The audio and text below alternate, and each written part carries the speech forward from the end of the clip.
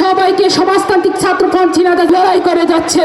সংগ্রামী বন্ধুগণ, আপনারা জানেন বাজে একটা ফ্যাসিস্ট সরকারের পতন হয়েছে। সঙ্গে বাংলাদেশের মানুষ কখনো চুপ করে থাকবে না। এই সব সংগ্রামী বন্ধুগণ, আমরা দেখেছি, আহ্বান করছি আপনারা সবাই ঐক্যবদ্ধ হবেন।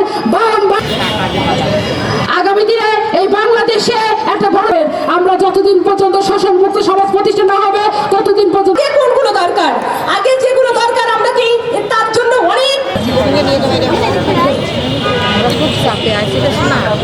সেই লড়াই অব্যাহত থাকবে।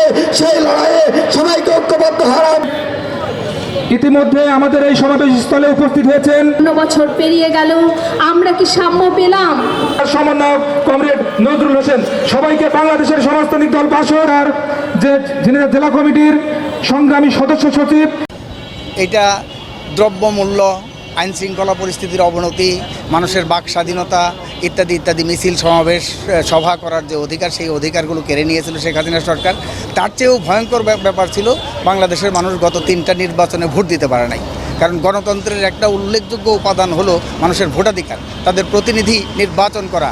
আর আমাদের বাংলাদেশের সংবিধান অনুযায়ী যে কেন্দ্র থেকে প্রান্ত পর্যন্ত কোনোভাবেই অনির্বাচিত কোনো প্রতিনিধিরা শাসন করতে পারবে না, নির্বাচিত প্রতিনিধিরাই দেশ শাসন করবে। সেই জন্যেই আমরা মনে করি যে অন্তর্বর্তীকালীন সরকার একটা সুষ্ঠু ভোটের ব্যবস্থা করবেন, তার যে প্রয়োজনীয় কিছু সংস্কার, সেই সংস্কারের রোডম্যাপ ঘোষণা করবেন, যে কী সংস্কার করবেন, কতটুকু সংস্কার করবেন, কতদিনের সংস্কার করবেন এবং তারপরে কিভাবে নির্বাচন দিবেন, সকলের একটা অংশগ্রহণমূলক নির্বাচন যাতে এখানে অনুষ্ঠিত হতে পারে, সেই লক্ষ্যে উনি কাজ করবেন। আমরা সেই জন্যই বলছি যে যত দ্রুত এই সংস্কার কাজ সম্পন্ন করে নির্বাচিত প্রতিনিধিদের কাছে ক্ষমতা হস্তান্তর করে ততই দেশবাসীর জন্য মঙ্গল, গণতন্ত্রের জন্য মঙ্গল। আমরা সেই রোডম্যাপ ঘোষণা করার জন্য অন্তর্বর্তীকালীন সরকারের কাছে দাবি জানাচ্ছি। সরকার পতন হয়েছে কিন্তু ব্যবস্থার পরিবর্তন হয় নাই। সেই জন্যে আমরা মনে করি যে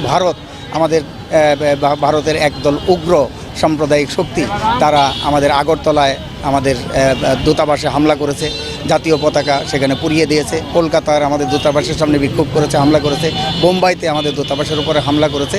আমরা এই সমস্ত সকল ঘটনার তীব্র নিন্দা এবং প্রতিবাদ জানাই। একই সাথে ভারতের কিছু মিডিয়া বাংলাদেশের ঘটনাটাকে ফুলিয়ে ফাঁপিয়ে অতিরঞ্জিত করে এবং ক্ষেত্র বিশেষে মিথ্যা প্রপাগান্ডা করে বাংলাদেশেও একটা সাম্প্রদায়িক উস্কানি সেটা দেওয়ার জন্য চেষ্টা করছে। আমাদের দেশের জনগণ ধৈর্যের সাথে সেই সমস্ত সকল উস্কানি সত্ত্বেও আমাদের দেশের মানুষ সাম্প্রদায়িক সম্প্রীতি সেখানে বজায় রেখেছে। তাহলে ফ্যাসিস্ট হাসিনার সরকার পতন হয়েছে কিন্তু সেই সিন্ডিকেটের দৌরাত্ম্য এখনও পর্যন্ত বন্ধ হয়নি বলে আমরা লক্ষ্য করেছি। আমরা এই অন্তর্বর্তীকালীন সরকারের কাছে আহ্বান জানাবো, যারা সিন্ডিকেট করে বাজার নিয়ন্ত্রণ করে জিনিসপত্রের দাম বাড়িয়ে দিয়ে জনগণের পকেট থেকে টাকা কেড়ে নেয় এবং জনজীবনে দুর্ভোগ তৈরি করে, তাদের বিরুদ্ধে একটা কঠোর শাস্তিমূলক যে ব্যবস্থা, সেই ব্যবস্থা গ্রহণ করা। আর আমরা মনে করি যে গ্রাম এবং শহরের মানুষের জন্য যে একটা আর্মি রেটে একটা রেশনিং ব্যবস্থা চালু করে জনজীবনের যে শান্তি স্বস্তি সেটা ফিরিয়ে আনা এবং খাদ্যপণ্যের যে বাজার সেটা একটা রাষ্ট্রীয় বাণিজ্য সেটা চালু করা। বেসরকারি খাতে যে 8টা যে নিত্যপণ্য, এই নিত্যপণ্যের ব্যবসা যাতে কোনো বেসরকারি খাতে না হয়, রাষ্ট্রীয় উদ্যোগে যাতে টিসিবি হোক, রেশনিং ব্যবস্থা হোক, এগুলোর মাধ্যমে যাতে এই রাষ্ট্রীয় বাণিজ্যিক ব্যবস্থা সেটা চালু করে। একটা বিষয় একটু ছোট করে বলবেন যে বাংলাদেশের মানুষ